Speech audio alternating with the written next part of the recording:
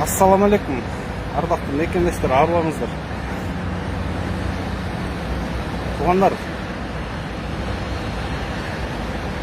қызарған жердің бәрі қазылып отырып, сол жер қалбай қалды ғой. Келечек мұңға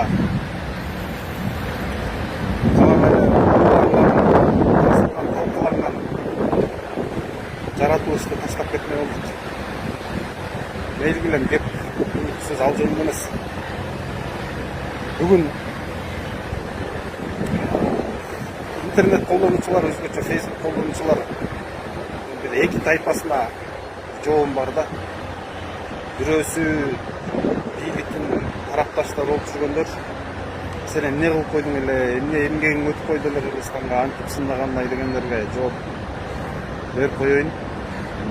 Экинчиси, чындап менин акыбалыма, менин тагдырыма ушкандар, сарсана болгондорго дагы сөзүм бар. Көбөсү мындай туугандар, жанагы сен эмне кылып койдуң эле Кыргызстан үчүн дегендерге. Силер билбейт окшойсуңар, мен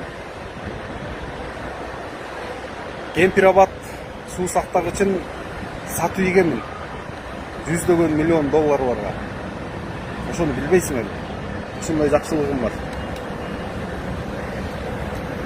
Менин жакындарым үй бүлөм күнүгө тонналап самолет менен алтындар ташып атат. Чет өлкөгө. Качан кыргыз эл ойгонгондо ошол жакка качып барып, ошол алтындар менен сатып жамбагам деп. Ошондой иштерди кылып атам. Мына менин кылган жакшылыгым, эмгегим. Дала чакан бир туугандарым бажыны минип алып, контрабанда менен шугулданып, байып, элдин 90% бүгүн жакырчылыкта кредиттен баш чыкпай жашап атканда, мен туугандарым ошол бажыдан контрабанда кылып миллиондорду жасап байып атат. Мына менин жакшылыгым. Менин аялым Кытайдан миллиондогон долларларды алып, миллиардтаган сомдорду Кытайдын кызыкчылыгын лоббировать этип коргоп, өзүбүздүн өлкөбүзгө каршы иштерди кылып атабыз. Мына менин жакшылыгым, кылган эмгегим. Ушундай эмгектерге мактана берсе болобу? Ушуларда жакшылыкпы? Айткылачы, мен мына саламаттык сактоо тармагын талкаладым. Дары кымбат, дефицит, ооруканалардын кебетеси, балдар ооруканасында орун жетишпей, коридорго чейин чыгып жатып атышат. Мына менин эмгегим 4 жылда жетишкендигим. Билим берүү тармагын талкаладым. 500 окуучу окуй турган мектепте азыр 1,5 миң, 2 миң бала окуп атат. 25-30 окуучу окуй турган класстарда 55-60-70 чейин окуучулар окуп атат. Алар кантип билим алат? Мына менин жакшылыгым. Ушундай нерселерге мактансам болобу? Урматтуу мекендештер. Анан жана чындап мен үчүн күйүп чыккандар. Эмнеге Эмилге ишенип ушу жака келип алдың дегендер. Эми бардыгы жараткандын буйругу экен. Ушул атам ооруп атты эле жардам берип кой дегенден ишенип келип алгам. Эми кеп анда эмес. Урматтуу мекендештер, бүгүн өткөн ишке өкүнүп, өзүбүз жемелеп, кайгырып, андай нерсеге убакыт жок. Алдыга жылыш керекпиз. Жаңы пландар, жаңы кадам, жаңы идеялар. Ушундай урматтуу мекендештер. Алдыда чоң биз багындыра турган чокулар, бийиктиктер, максаттар бар. Ошон үчүн андай нерселерге өкүнө турганга убакыт жок. Болор иш болду, убакыт сааты келгенде бардыгы менен эсептешебиз. Ушундай урматтуу мекендештер. Анан жанагы бүгүнкү бийлик башындагы эки доско эң биринчи параны берген Каныбек Туманбаев деген шылуун мага президенттик администрациядан келген маалымат боюнча өлкөнү, Бишкек шаарыбыздын борборундагы тарыхый, маданий имараттарды талкалап, эски өкмөт үйүбүз бар, аны кошуп, анын тегерегиндеги андан дагы эски өкмөт үйүбүз бар. Ошолордун баарын талкалап ордуна элиткаларды салам деп президентке кайра сунуш киргизип башын айландырып атат. Эми алардын баш айландырган системасын билебиз да. Мурдакы Икрам Илменовдеги шопур кантип президенттердин башын айландырган, бүгүнкү шопуру кантип президенттин башын айландырып атат.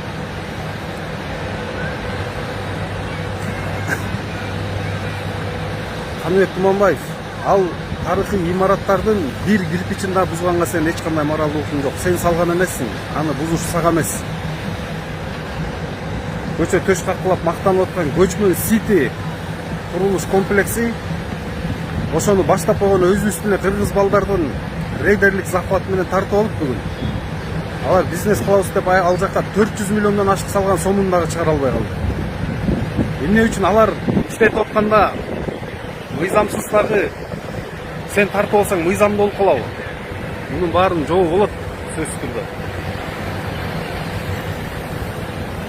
Анан айрымдар өзгөчө бийликтин тарапташтары айтат, сенин далилиң барбы, фактың барбы депчи. Ар бир бийлик ушинтип факты сурап келген, далил сурап келген. Бирок бийлик куулганда, кулаганда, бийлик айтып аткан сын пикирлер, коюлуп аткан дооматтар ачыкталып, далилденип, тастыкталып келген.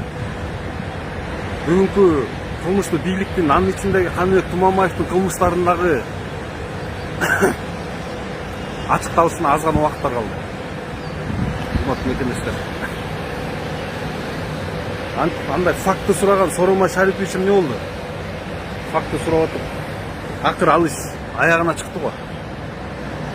Факты сурай берип, бийлигинен оңкорулду го. Урматтуу мекемештер.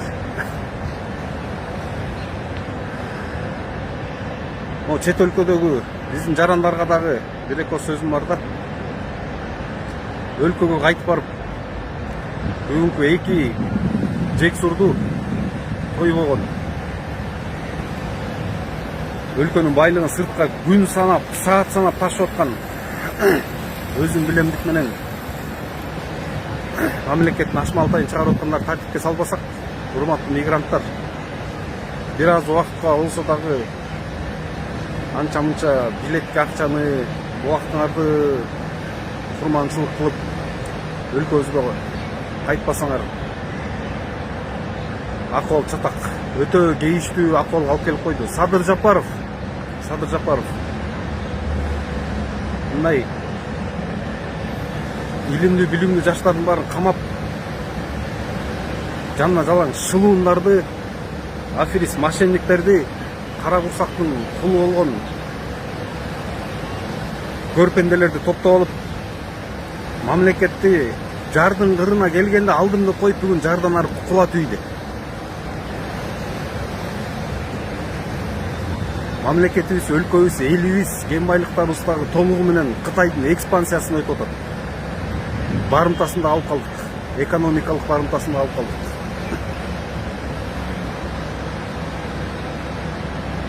Урматтуу мекемештер, жакында ушундай бир сигнал болот. Жалпы баарыбыз чыгып бийликтин ээси эл экенин эсине салбасак болбойт.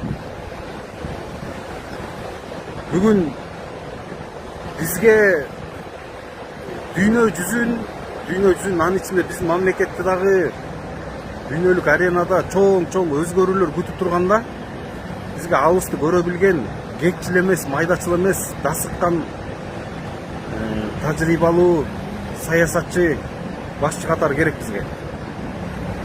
Коркутуп, үркүткөн, камаган метод, андай жол жапайы катары, орто кылымдын методу катары бааланат бүгүнкү күндө.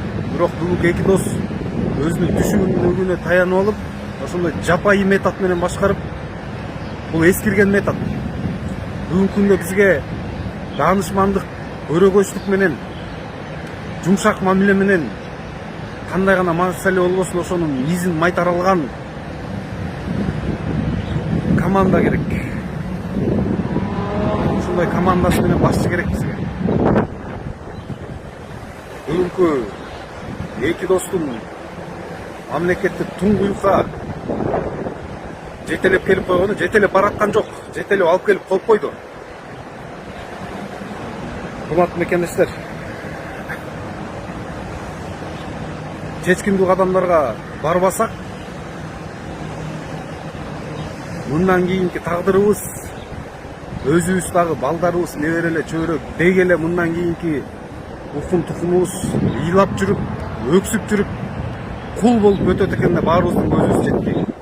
Кул десе эле кээ бир ойлойт, колуна каргы тагып, моюнуна кишен салып бир кара жумушка айдап коет. Жок, андай эмес. Азыркы заманбап кулчулук, сен өзүңдү эркин сезесиң, бирок өзүңдүн өлкөңдө дагы өзүң эч ким эмессиң. Байлыгыңа дагы ээ боло албайсың. Титулдук улут катары дагы сенин үнүңдү эч ким укпайт. Ошондой заманбап кулчулук заманын алып келип койду. Урматтуу мекендештер, баарыңарга ийгилик. Буюрса жакында жакшы бир сигнал болот. Сөзсүз түрдө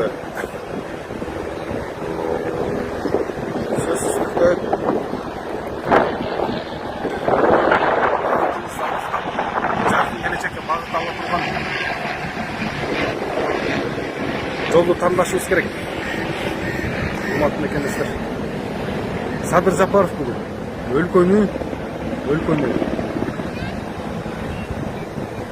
туңгуюктан ары караңгы жардан ылдый түртүп жиберип,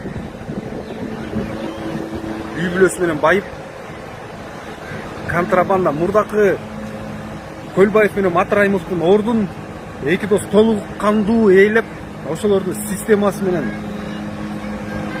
иштеп атат, байып атат, тууган уругун, жакындарын кызматка коюп, ошол эле контрабанда.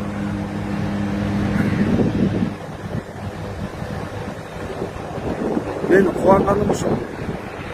Карапайым эл ишенип аткан. Саясий элита, илимдүү, билимдүү интеллигенция ишенбей калган буларга качан эле. Бирок карапайым эл ишенип аткан. Бирок мына аз гана убакыт болду, карапайым элдин дагы көзү ачылып,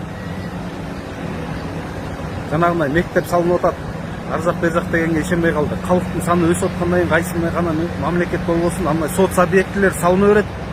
Салынып келген, ошон үчүн дагы салынып жатат. Баарыңарга ийгилик, урматтуу мекендештер. Күч бирдикте, бириксек сөзсүз жеңебиз. Биз булардан дагы камкор бийликтерди жеңип келгенбиз. Баарыңарга ийгилик, урматтуу мекендештер.